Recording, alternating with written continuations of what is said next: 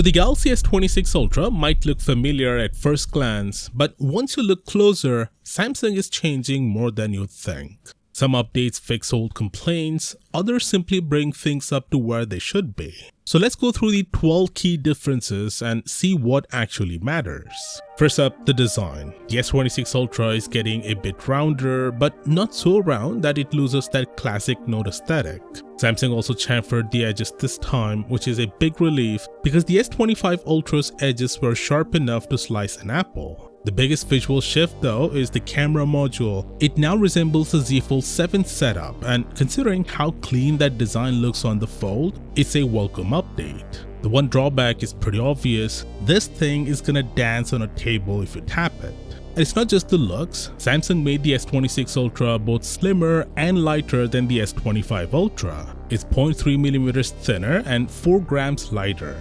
These aren't massive numbers, but in a market where phones feel like they're all hitting the same limits, shaving off anything is still impressive. For context, the iPhone 17 Pro Max is almost a millimeter thicker and nearly 20 grams heavier than the S26 Ultra. Now, arguably the biggest upgrade on the S26 Ultra is the display, because there are two major changes. First is the new AI privacy mode. It automatically narrows the viewing angle so people sitting next to you can't read your screen, while everything stays perfectly visible to you. It can turn on automatically if the phone detects you're in a public place, or if you open something sensitive like a banking app, or you can activate it manually. Second, Samsung is moving to the new M14 display panel with COE tech.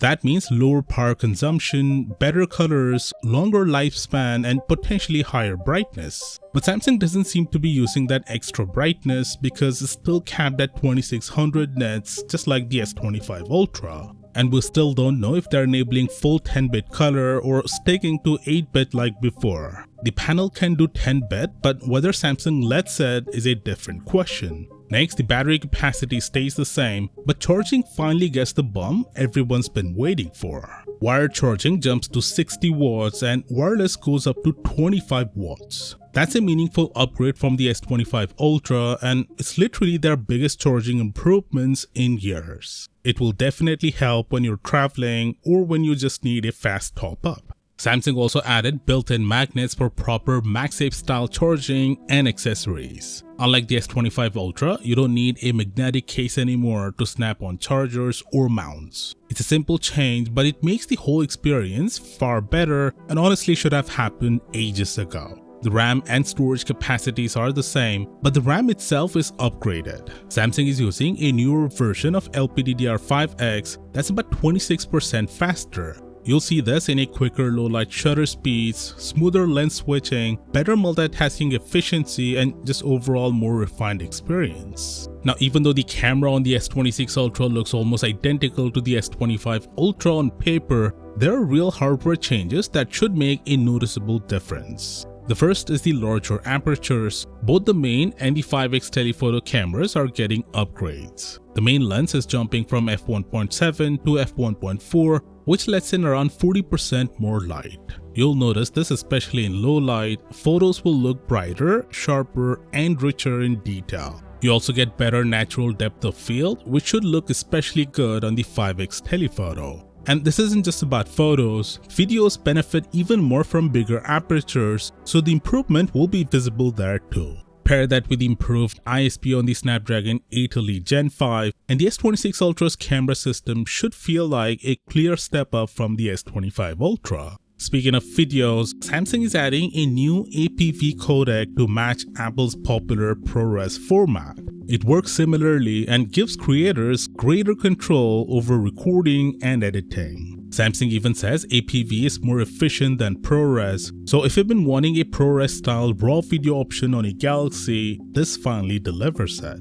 Next, the selfie camera on the S26 Ultra is getting wider, going from an 80-degree field of view to 85. This example image gives you a rough idea, though it's not an actual camera sample. The only trade-off is that the punch hole gets a bit larger to fit the wider lens. And it's not just the front camera changing, the rear camera system is getting some small focal length shifts too.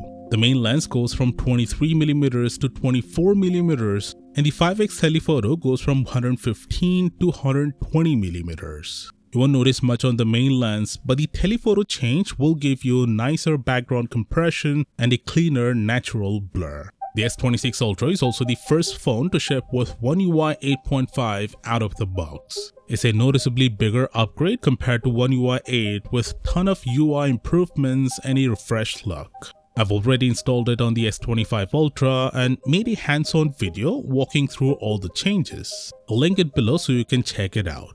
One of the biggest hardware improvements on the S26 Ultra is the new Snapdragon 8 Elite Gen 5. And for anyone wondering, the S26 Ultra is Snapdragon worldwide this time. There's no Exynos version. On paper, it's a substantial upgrade over the S25 Ultra's chip with around 20% more power and roughly 30% better efficiency. It's also the fastest mobile chip available right now, even ahead of Apple's A19 Pro. The S25 Ultra is already incredibly fast, but with Samsung offering 7 years of OS updates, these long-term gains matter if you're planning to keep your phone for a while.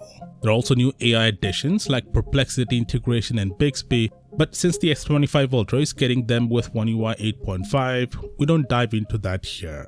So those were the 12 big changes coming with the S26 Ultra.